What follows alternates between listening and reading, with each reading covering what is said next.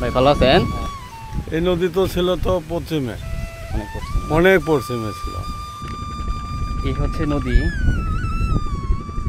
কিনারটা অনেক মানে অনেক বড়। সরকার তো অর্ডার দিয়ে দিছে, আগে বাড়ি কাটতে হবে। আচ্ছা, মানে কাটলে যে সমস্যা হবে এটা সরকার কিছু বুঝে না নাকি? ওরা বুঝে না, ওটা তো মানে পাবলিক কোথা আছে, নদী কাটলে পরে আঙ্গুর কিছু গ্রাম থাকবে না, মানে ভেঙে চুরি সব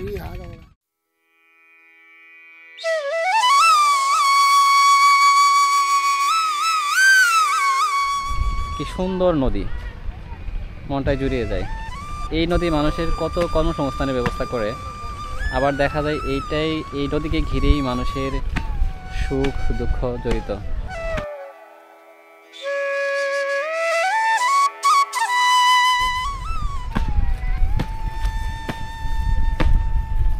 এই গরুটাকে মাত্র গোসল করানো হতো।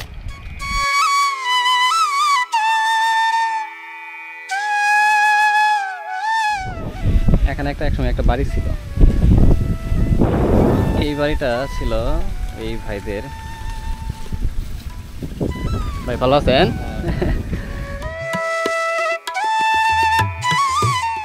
নদীটা আসলে কোথায় ছিল এক সময়? এটা আসলে এই নদী তো ছিল তো পশ্চিমে, অনেক অনেক পশ্চিমে ছিল।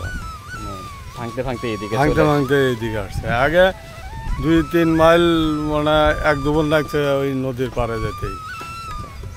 তার মানে এখন আসলে ভাঙতেছে কি কারণে? আপনারা কি মনে করেন আসলে কি জন্য ভাঙতেছে? এখানে ভাঙতেছে, নদী আটো হয়েছে, ওই বড় নদীর মুখ থেকে ডাইরেক্ট স্রোত আসতেছে। আচ্ছা আচ্ছা, এখানে তো একসময় বাড়ি ছিল। হ্যাঁ, এটা আমার বাড়ি ছিল। এখন বাড়ি কোন জায়গায় করছেন?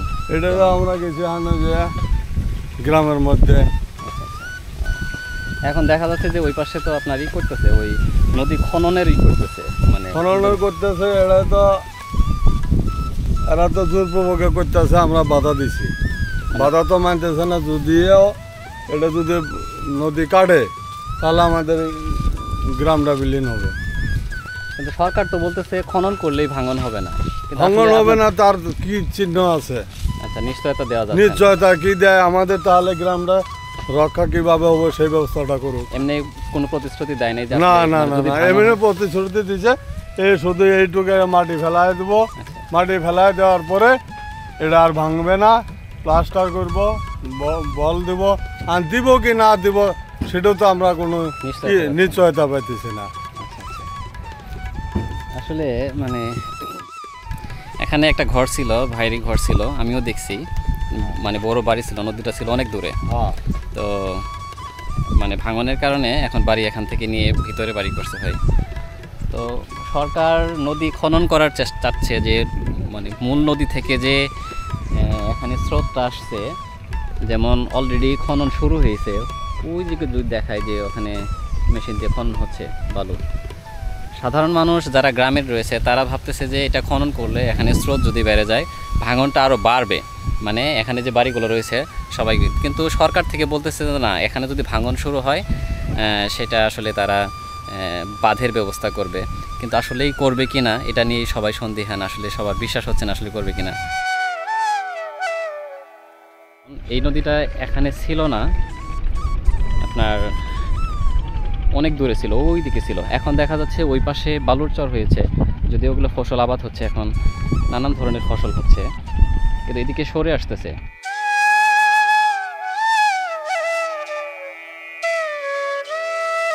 এই হচ্ছে নদী,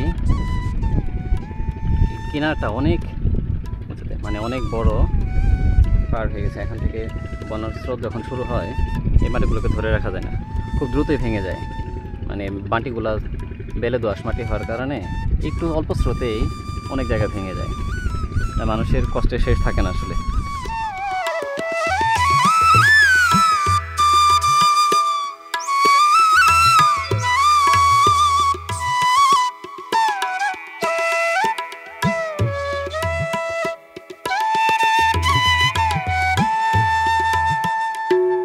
এই দেখেন ডাটার বীজ, সম্ভবত বীজ সংগ্রহ করার জন্য এগুলো রাখা হয়েছে।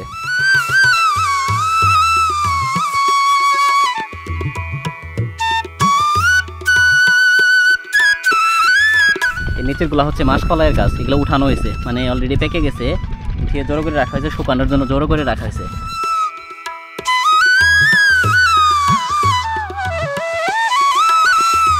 মাসকলাইটা দেখতে কেমন, এটা হচ্ছে মাসকলাইয়ের একটাই, এই দেখেন ভিতরে।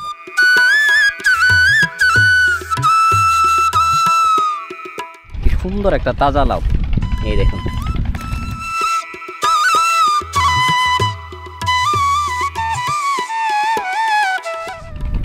এটা দেখুন, এই দেখুন কেমন।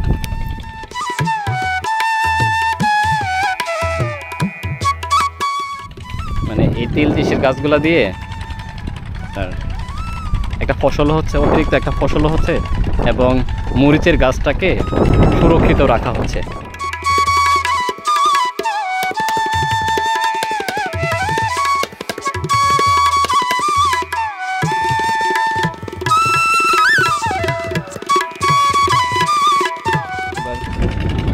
এই দেখেন মিষ্টি কুমড়া ধরতে হবে, খুব সুন্দর। প্রত্যেকটা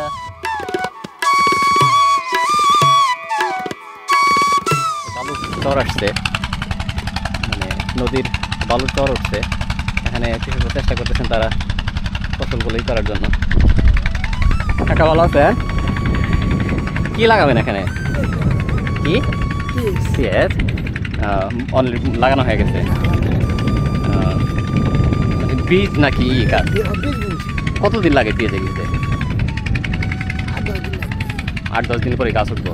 আর উঠানো যাবে কতদিন পরে এটা? কেমন এতে ফসল কেমন হয়?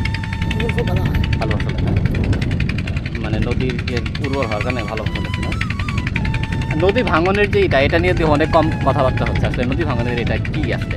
নদী ভাঙনের নদী কাটতে রাখছে, কাটতে রাখছে, কাটলে সব পড়াশোনা করতে যে কাটলে পরে নদী ভাঙবো, এটা নিয়ে কত আন্দোলন করলো, করার পরে এটা কাটার অর্ডার দিচ্ছে, সব কাটতে রাখছে। সরকার থেকে অর্ডার দিচ্ছে, মানে মানুষে বাধা দিচ্ছে, কিন্তু এটা মানতেছে না, মানতে আসে না।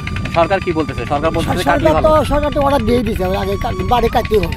আচ্ছা, মানে কাটলে যদি সমস্যা হবে এটা সরকার কিছু বুঝে না নাকি? ওরা বুঝে না, ওটা তো মানে পাবলিক কোথায় আছে, নদী কাটলে পরে আঙ্গুর ফিরি গ্রাম থাকবে না, মানে ভেঙে চুরি সব হয় ওরা।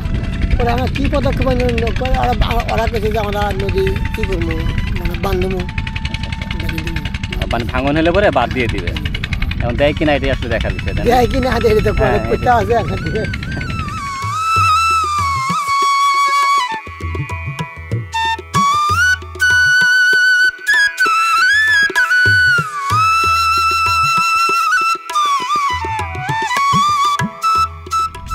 আচ্ছা, এগুলো তো ফসল কেমন হয়, মানে বিঘা প্রতি কেমনই হয়?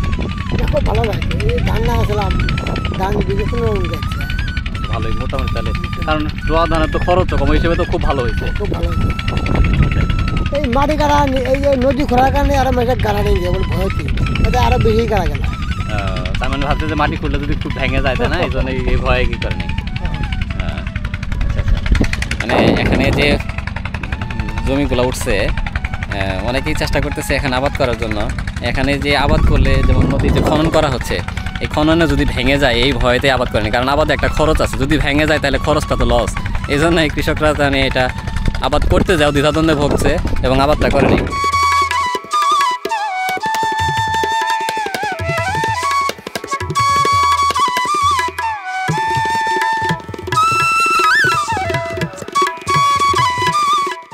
আমি এখন যে হাঁটতেছি, এই জায়গাটা হচ্ছে মানে একসময় ভেঙে যায়।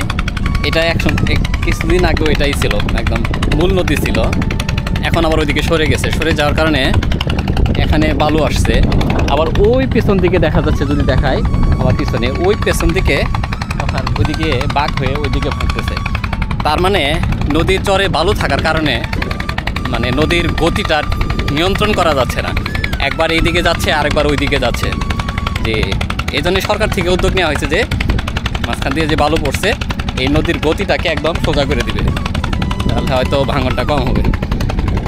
দেখুন, এগুলো হচ্ছে ধানের চারা।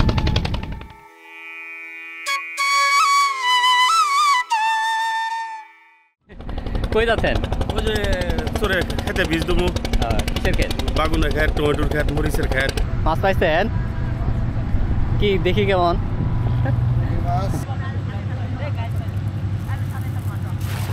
এই যে একটা বড় মাছ। হ্যাঁ হ্যাঁ, নষ্ট হয়ে গেছে নাকি নাকি ও বালুগুলা যেখানে লাল ফ্ল্যাগ দেওয়া হয়েছে সেখান থেকে বালুগুলা ওঠানো হচ্ছে এবং আমার পিছনে যে এখানে নদী পার হওয়ার কথা এখানে ফেলা হচ্ছে। মরেছে এবার বালা খুবই, গাছ পচেছে, এমনি গাছ ঝামিয়ে খেতে মরে নেছে। আবার ফির বাগুন জল আর কি ভালো আছে, আল্লাহ তো আশেপাশে।